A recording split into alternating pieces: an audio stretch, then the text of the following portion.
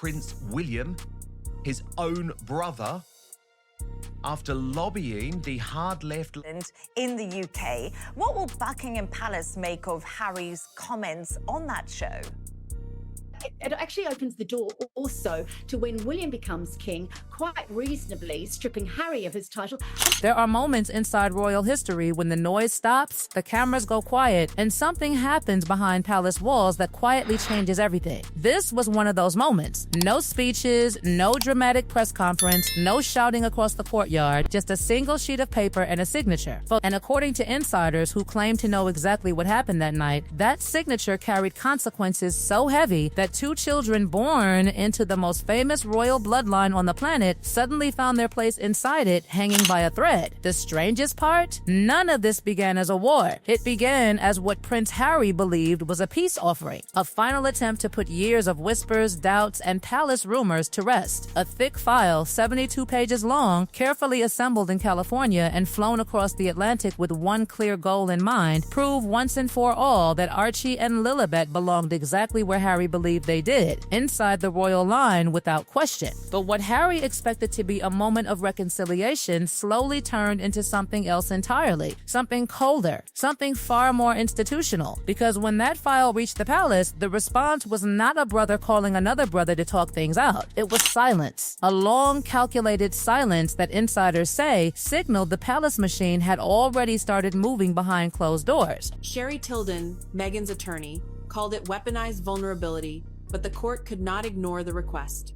By the time Harry realized what that silence meant, the situation had already begun shifting in ways he'd likely never imagined. At that point, he had been living in California for years, far away from the marble corridors, the ancient rules, and the invisible pressure that comes with being born into the British monarchy. And while distance might look peaceful from the outside, those close to the situation say it carried a different weight entirely. Every year away from the royal system created more distance, not just geographically, but institutionally. The doors Harry once walked through as a prince were slowly closing, quietly, without anyone announcing it. The longer he stayed abroad, the more complicated it became for his children to claim their place within a family governed by centuries of tradition. And Harry could feel it happening. But Harry has never been known for quietly accepting the direction of palace decisions, especially when his children were involved. According to sources familiar with the situation, that growing pressure is exactly what pushed him to take the step that would ignite everything that followed. And people felt that he really had that connection.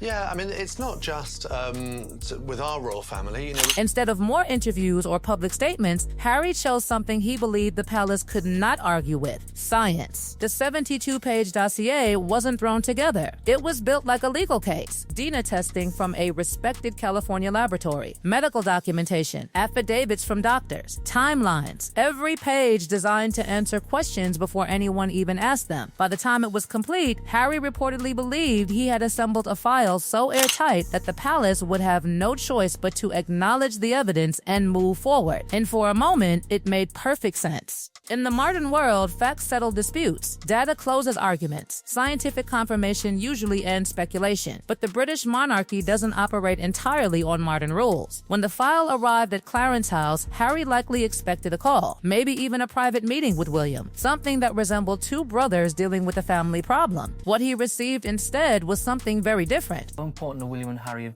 keeping you in touch with what's relevant today and what's in fashion?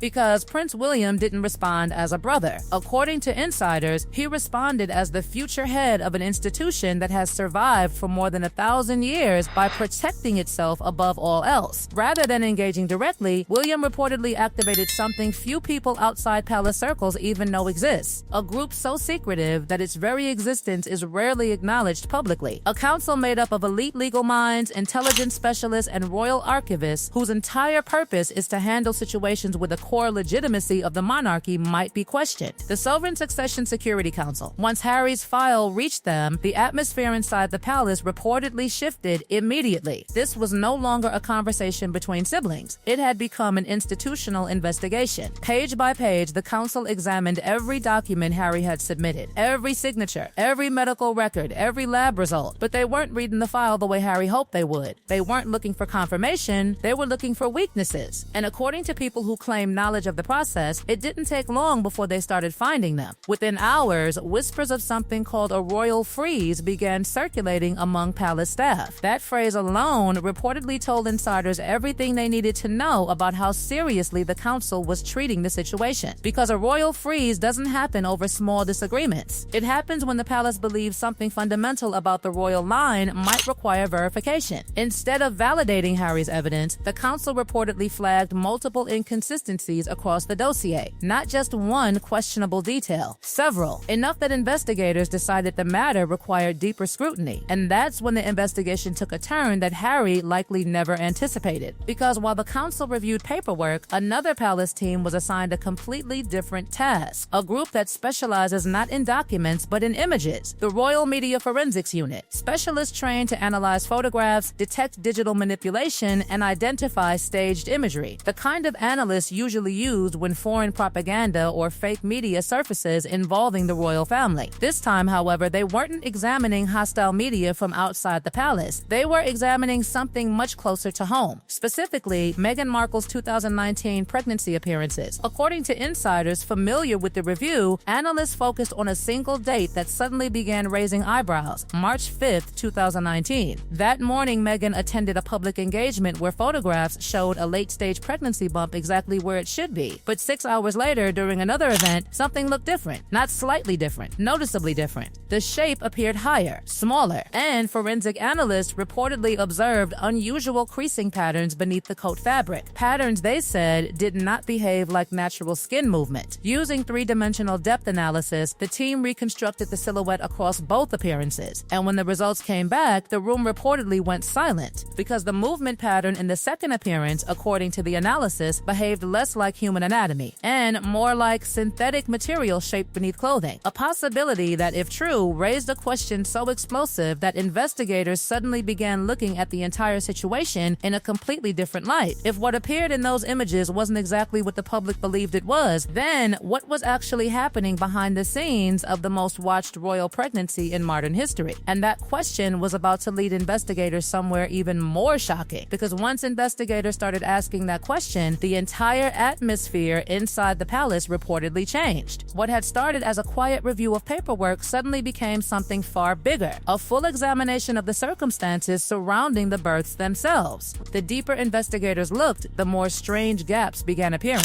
Royal births are not casual events. Inside the monarchy, they follow protocols that have existed for centuries. When a child is born into the royal bloodline, especially one close to the line of succession, the process is witnessed and documented in ways that leave almost no room for uncertainty. Royal physicians are present. Records are filed immediately. Everything is verified and logged. But when investigators began reviewing the circumstances surrounding Archie's birth, several of those traditional elements simply weren't there. The royal physicians who had attended previous births within the family were not present. No official hospital discharge record appeared in the expected government registry at the time investigators looked for it. The usual chain of verification, the one used for George, Charlotte, and Louis, seemed strangely absent. Individually, each of those things could be explained away. A desire for privacy, a different medical arrangement, a personal decision. But when palace investigators began placing them side by side, the pattern started looking harder to dismiss. And then the investigation took an even more dramatic turn. Because while one team examined records and images, another group began tracing something entirely different: money. When the financial audit began, it reportedly uncovered a transfer that immediately caught attention. Nearly $500,000, $499,000 to be exact. The transfer date, May 1st, 2019, just 5 days before the public announcement of Archie's birth. At first glance, that might not seem unusual for wealthy individuals who move money frequently, but investigators reportedly became interested not only in the timing, but in the path the money took. The funds didn't go directly to a hospital. They didn't move to a British medical institution. Instead, the transfer reportedly passed through a Delaware shell company, then through a Swiss intermediary, before eventually landing at a private reproductive clinic in Tijuana, Mexico. And that detail changed the tone of the investigation almost instantly, because that particular clinic, according to insiders familiar with the matter, is widely known among certain elite circles for arranging high-privacy surrogacy services for wealthy international clients. Now, suddenly, investigators investigators weren't just examining paperwork inconsistencies or photographs anymore, they were looking at a financial trail. And financial trails, unlike rumors, tend to be extremely difficult to explain away. Inside the palace, the discovery reportedly triggered another escalation. What had begun as a council review now moved to something far more serious: the assembly of a rare decision-making body that only meets when questions about royal legitimacy become unavoidable. 7 people, senior legal figures, royal historians, a former intelligence official whose identity has never been publicly disclosed. Their responsibility was simple in wording but enormous in consequence: determine whether Archie and Lilibet met the standards required to maintain official recognition within the royal structure. But before that decision could be finalized, one more step had to happen. Harry himself was asked to travel to London. Not publicly, quietly. He reportedly arrived on a private jet, landing on a military runway far from press cameras. Waiting for him were black Range Rovers that transported him directly into the heart of royal territory without a single photograph being taken. And according to accounts circulating among royal insiders, Harry agreed to the most high-stakes medical test in recent royal history, a DNA test administered by the Crown's own physicians. It would be overseen by royal officials and verified through government laboratories. If Harry's dossier was correct, this moment would finally close the argument once and for all. The results reportedly arrived at exactly 4:16 in the afternoon. For a brief moment, it looked like Harry had won. The test confirmed with 99.09% certainty that he was the biological father of both children. Under normal circumstances, that would have been the end of the conversation. But the commission wasn't only examining biology. If Harry chose to challenge the ruling publicly, the palace would release everything connected to the investigation, including the financial files known internally as Project Blue. Every document, every transfer, every detail. The choice placed in front of Harry wasn't really a choice at all: remain quietly and raise the children as private citizens, or return to California with their royal status indefinitely suspended. By dawn the following morning, Harry was seen boarding a private jet, a small bag in his hand, shoulders heavy, no public statement. He had arrived in London carrying 72 pages of evidence he believed would secure his children's place in the monarchy. He left with a single page that told him the institution had decided otherwise.